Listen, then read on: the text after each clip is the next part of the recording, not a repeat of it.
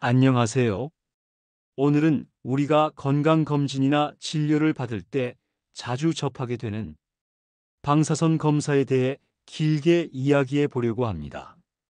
흔히 말하는 엑스레이, 치과에서 찍는 치아 사진, 그리고 몸을 단면으로 자세히 보여주는 CT까지 모두 여기에 포함됩니다.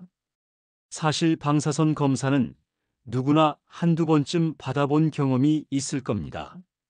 건강검진을 받으면서 폐 사진을 찍거나 치과에서 이를 뽑기 전에 사진을 찍거나 허리나 무릎이 아파서 엑스레이를 찍어본 적도 있으실 겁니다. 이렇듯 방사선 검사는 우리의 생활 속에 아주 깊숙이 들어와 있습니다. 그런데 정작 우리가 얼마나 자주 또 얼마나 많은 방사선을 받고 있는지 자세히 아시는 분은 많지 않으실 겁니다. 질병관리청의 발표에 따르면 2024년 한 해 동안 우리나라 국민 한 사람이 평균 8번 정도 방사선 검사를 받았다고 합니다. 전 국민을 합치면 무려 4억 건이 넘는 숫자입니다. 이 숫자를 상상해 보십시오. 우리나라 인구가 5천만 명 조금 넘으니까 거의 모든 국민이 여러 차례 검사를 받았다는 얘기지요.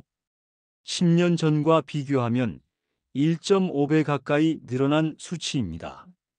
그만큼 건강검진을 받는 분들이 많아졌고 의료기술이 발달하면서 정밀 검사를 권유받는 경우도 많아졌습니다. 검사 건수가 늘어났다는 건 좋은 점과 걱정되는 점이 함께 있습니다. 좋은 점은 예전에는 놓칠 수 있었던 병을 미리 발견할 가능성이 커졌다는 겁니다. 예를 들어 폐암이나 대장암 같은 병은 초기에 발견하면 치료가 훨씬 쉽지만 늦게 발견하면 치료가 어렵습니다. 방사선 검사가 조기 발견에 큰 역할을 할 수 있습니다. 하지만 걱정되는 점은 방사선에 많이 노출될수록 암 발생 위험이 조금씩 높아진다는 겁니다. 물론 우리가 받는 양은 대부분 안전한 수준이지만 불필요하게 중복해서 받는 건 좋지 않습니다. 2024년 한 해 동안 우리 국민이 받은 방사선 양을 수치로 보면 사람 한 명당 평균 3.13mSv라고 합니다. 밀리시버트라고 하니 잘 와닿지 않으실 겁니다. 쉽게 설명드리면 우리가 살아가면서 자연에서 1년 동안 받는 방사선 양이 대략 2.43mSv 정도 됩니다. 즉, 우리가 병원에서 검사로 받는 양이 자연에서 받는 양과 비슷한 수준이라는 뜻이지요. 그럼 여기서 궁금증이 생깁니다. 방사선 검사는 종류가 많은데 어떤 검사는 안전하고 어떤 검사는 조심해야 할까요? 먼저 일반 촬영이라고 부르는 엑스레이입니다. 흉부 사진, 손목이나 무릎 사진 같은 것들이 여기에 속합니다. 이 검사는 전체 검사 중 약 78%를 차지할 만큼 흔합니다. 방사선 양도 아주 적습니다. 흉부 사진 한 장을 찍으면 받는 방사선 양은 우리가 하루 정도 자연에서 받는 양과 비슷합니다. 그래서 비교적 안전하다고 할 수 있습니다. 다음은 치과 촬영입니다. 치과에 가면 충치 치료나 임플란트를 하기 전에 꼭 찍습니다. 방사선 양은 거의 미미한 수준입니다. 치과 사진 한 장은 바나나 2개 정도 먹을 때 자연에서 받는 방사선 양과 비슷하다고도 합니다. 이 정도면 안심할 수 있겠지요? 골밀도 검사도 마찬가지입니다. 골다공증이 걱정되어 병원에서 골밀도 촬영을 하는데 방사선 양이 매우 적습니다. 특히 시니어분들에게 꼭 필요한 검사입니다. 골다공증을 조기에 발견해 골절을 막을 수 있기 때문입니다. 하지만 CT 검사는 이야기가 다릅니다. CT는 몸을 단면으로 나눠 수백 장의 사진을 찍어 종합해서 보여주는 검사입니다. 그래서 아주 정밀하고 정확합니다. 작은 병도 놓치지 않고 찾아낼 수 있습니다. 하지만 그만큼 방사선 양이 많습니다.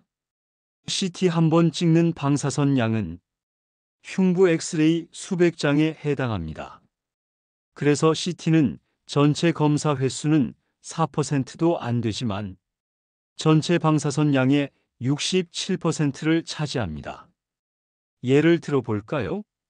70세의 김 어르신은 건강검진에서 폐에 그림자가 보인다는 말을 들었습니다. 그래서 CT 검사를 받았는데 다행히 큰 이상은 없었습니다. 하지만 CT 한 번으로 흉부 사진 수백 장에 해당하는 방사선을 받은 셈이지요. 물론 그 덕에 폐암이 아닌 걸 확인했으니 마음은 놓였을 겁니다. 이렇게 꼭 필요할 때는 CT 검사가 큰 도움이 됩니다. 반대로 박모 어르신은 허리가 아파서 정형외과를 찾았는데 이미 다른 병원에서 CT를 찍고 왔습니다. 그런데 새로운 병원에서도 CT를 또 찍자고 권했습니다. 만약 기록을 가져가지 않았다면 불필요하게 두 번의 CT를 찍을 뻔했습니다. 이런 경우에는 반드시 이전에 찍은 기록을 보여주는 게 좋습니다. 정부와 병원에서는 이런 불필요한 검사를 줄이려고 노력하고 있습니다. 의료 영상 검사 정당성 지침이라는 걸 만들어 정말 필요한 경우에만 검사를 하도록 권고하고 있습니다. 또 검사별로 방사선 양에 참고 수준을 정해 안전하게 사용되도록 관리하고 있습니다. 그러니 환자인 우리가 너무 불안해할 필요는 없습니다. 다만 내 기록을 잘 챙기고 중복 검사를 피하려는 노력은 직접 해야 합니다. 생활 속에서 실천할 수 있는 방법을 정리해 보겠습니다. 첫째, 이미 찍은 검사가 있다면 기록을 꼭 챙기세요. 요즘은 CD나 USB에 담아주기도 하고 필요하면 진료 기록 사본도 받을 수 있습니다. 이것만 있어도 다른 병원에서 같은 검사를 또 하지 않아도 됩니다. 둘째, 치과 촬영이나 골밀도 검사는 크게 걱정하지 않아도 됩니다. 방사선 양이 매우 적고 얻는 이득이 훨씬 큽니다. 치아 문제나 골다공증은 조기 발견이 중요하니까요. 셋째, CT 같은 고용량 검사는 꼭 필요할 때만 받으세요. 의사가 권유하면 왜 필요한지 물어보시고 이전 검사 기록이 있다면 보여주세요. 넷째, 건강검진을 받을 때도 검사 항목을 꼼꼼히 확인하세요. 이미 했던 검사를 또 권유받는다면 지난번에 했는데 또 필요한가요? 라고 꼭 물어보는 게 좋습니다. 나이가 들수록 병원에 갈 일이 많아지고 검사 항목도 늘어납니다. 그래서 이 정도면 또 찍어야 하나 고민이 될 때가 많습니다. 하지만 방사선 검사는 무조건 피해야 할 대상은 아닙니다. 조기에 병을 발견하고 치료 시기를 놓치지 않게 해주는 아주 중요한 도구입니다. 중요한 건 꼭 필요한 순간에 적절히 활용하는 것입니다. 2024년 조사에 따르면 검사 건수는 늘었지만 방사선 양의 증가 속도는 줄었습니다. 이는 CT 같은 고위험 검사는 줄고 엑스레이나 치과 촬영처럼 안전한 검사가 늘었기 때문입니다. 우리 의료 환경이 점점 더 안전하고 합리적으로 변하고 있다는 뜻입니다. 사람마다 상황은 다릅니다. 가족력이 있어 자주 검사를 받아야 하는 분도 있고 정기검진만으로 충분한 분도 있습니다. 중요한 건 내 상황에 맞는 검사를 선택하는 것입니다.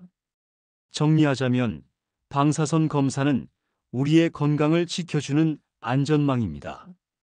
칼이 잘 쓰이면 요긴한 도구이고 잘못 쓰이면 위험해지듯이 검사도 꼭 필요할 때만 하는 것이 가장 좋습니다.